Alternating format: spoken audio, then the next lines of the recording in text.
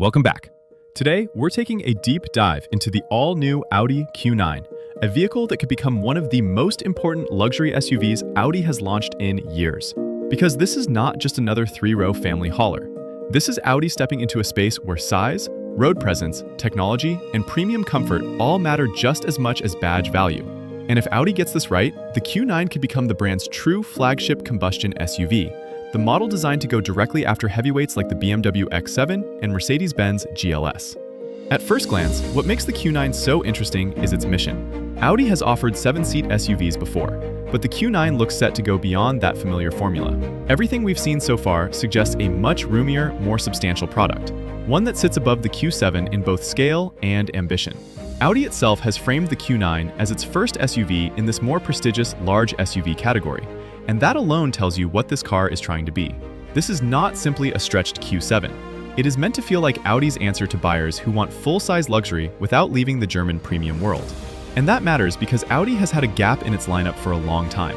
If you wanted an Audi with 3 rows, real luxury credibility, and enough space to make adults comfortable in every row, the options were never as convincing as some rivals. The Q9 appears designed to solve exactly that problem. Early coverage points to 3 rows as standard, available seating for either 6 or 7 passengers, and a cabin that leans hard into comfort, ambient lighting, upscale materials, and a more lounge-like experience than we usually see in Audi's current SUV range. Inside, this is where the Q9 may end up making its strongest first impression. The interior preview suggests Audi is pushing for a richer, more tactile environment with less cheap-looking gloss black and more attention to warmth, texture, and perceived craftsmanship. Reports mention available heated, ventilated, and massage-capable seats, a panoramic glass roof, interactive ambient lighting, multiple charging areas, and a large digital dashboard layout. Audi also appears to be emphasizing theater, not just functionality, with lighting effects, premium audio integration, and a much more dramatic sense of occasion the moment you step into the cabin. That sense of occasion will be crucial, because in this segment, buyers are not just paying for transport. They are paying for atmosphere. They want the door shut sound to feel expensive. They want the leather, trim, and screen design to feel carefully curated. They want silence, weight, and effortlessness. And if the Q9 is going to justify its place above the Q7 and compete with the X7 and GLS, it has to deliver that executive-class calm every single time you drive it. Based on what we know so far, Audi seems fully aware of that challenge. Now, let's talk exterior identity, because that will define whether the Q9 looks merely expensive or genuinely flagship. Official interior details have already surfaced, while the full exterior reveal has been expected later in the rollout. Renderings from major outlets suggest a big, upright, road-dominating SUV with a large grille, split lighting themes, strong shoulder lines, and proportions built around passenger space rather than sporty compromise. In other words, Audi does not seem to be chasing coupe SUV drama here. The Q9 is expected to look substantial, formal, and confident, more presence than flamboyance. And honestly, that is probably the right move. In this class, design maturity often ages better than design aggression. Buyers spending this kind of money usually want something that looks prestigious from every angle, but not desperate for attention.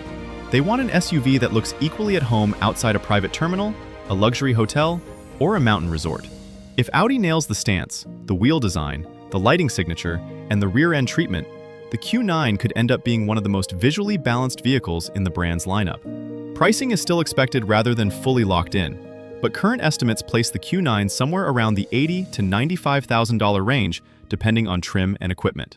If that holds, Audi will be positioning the SUV right where it needs to be. Premium enough to feel flagship, but not so extreme that it disappears into niche, ultra-luxury territory. That middle ground is important. It means the Q9 does not need to be a Bentley alternative. It just needs to be the Audi buyers wish they'd had all along. A proper large luxury SUV with real passenger space, strong brand identity, and a cabin that feels undeniably top tier. The other major question, of course, is powertrain. Audi has not fully detailed the engine and performance lineup yet, so a lot remains unknown there. But the platform strategy and market positioning strongly suggest the Q9 will aim for effortless torque, refined highway performance, and a level of smoothness that fits the luxury brief more than outright sportiness. A future performance-oriented variant would not be surprising, but the core Q9's real job will be to move a large SUV with authority, serenity, and zero drama.